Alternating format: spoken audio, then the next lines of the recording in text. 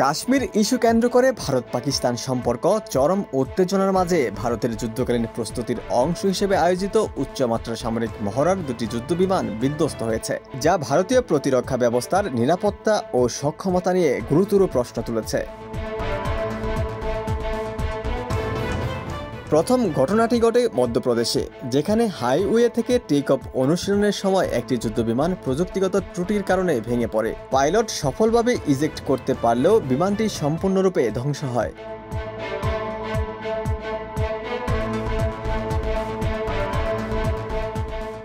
এর মাত্র ২৪ ঘন্টার মাথায় দ্বিতীয় দুর্ঘটনাটি ঘটে রাজস্থানের সীমান্ত এলাকায়। একটি মিগ-29 বিমান নিয়মিত রণকৌশল মহড়ার সময় বিধ্বস্ত হয়। এখানেও পাইলট প্রাণে বেঁচে গেলেও বিমানের ধ্বংসাবশেষ জুড়ে বিস্ফোরণ ঘটে। স্থানীয়ভাবে আতঙ্ক ছড়িয়ে পড়ে।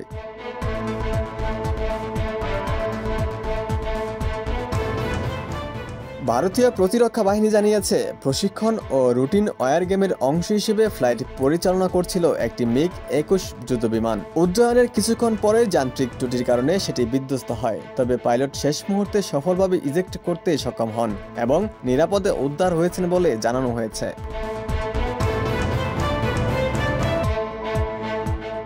এদিকে সাম্প্রতিক সীমান্ত উত্তেজনার সময় ভারতীয় রাফাল যুদ্ধবিমান পাকিস্তানের ইলেকট্রনিক জ্যামিং প্রযুক্তির মুখে পড়ে পিছু হটতে বাধ্য হয়েছিল বলে দাবি করেছেন পাকিস্তানের প্রতিরক্ষা মন্ত্রী খাজা আসিফ।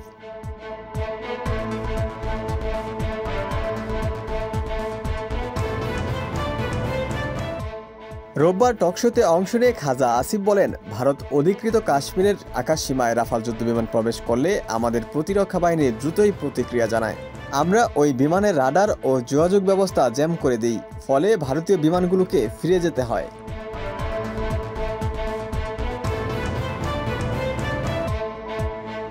খাজা আসিফ আরও বলেন, ভারতের সঙ্গে উত্তেজনা এখনও বিদ্যমান। পেহেলগামের ঘটনায় আমরা যদি নিরপেক্ষ তদন্তের দাবি না করতাম, তাহলে আন্তর্জাতিক সম্প্রদায়ের দৃষ্টি পাকিস্তানের বিরুদ্ধে আরও কঠোর হতে পারত। এই বক্তব্যের মাধ্যমে পাকিস্তান সরকার প্রথমবারের মতো স্বীকার করল, তারা রাফাল যুদ্ধবিমান প্রতিহত করতে সক্রিয়ভাবে ইলেকট্রনিক যুদ্ধকৌশল ব্যবহার করেছে।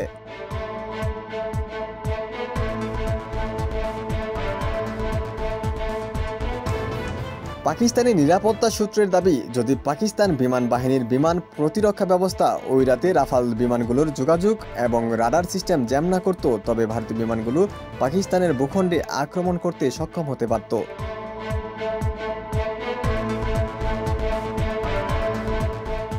যুদ্ধ শুরু হোক বা না হোক, ভারত ও পাকিস্তানের মধ্যে বর্তমান উত্তেজনা দক্ষিণ এশিয়ার জন্য এক ভয়ঙ্কর বার্তা বহন করছে। যুদ্ধবিমান বিধ্বস্ত হওয়ার ঘটনা ভারতের প্রস্তুতিতে বড় ধরনের দুর্বলতা প্রকাশ করে দিয়েছে, যা পুরো অঞ্চলের নিরাপত্তা পরিস্থিতিকে আরও জটিল করে তুলতে পারে বলে মনে করছেন বিশ্লেষকরা।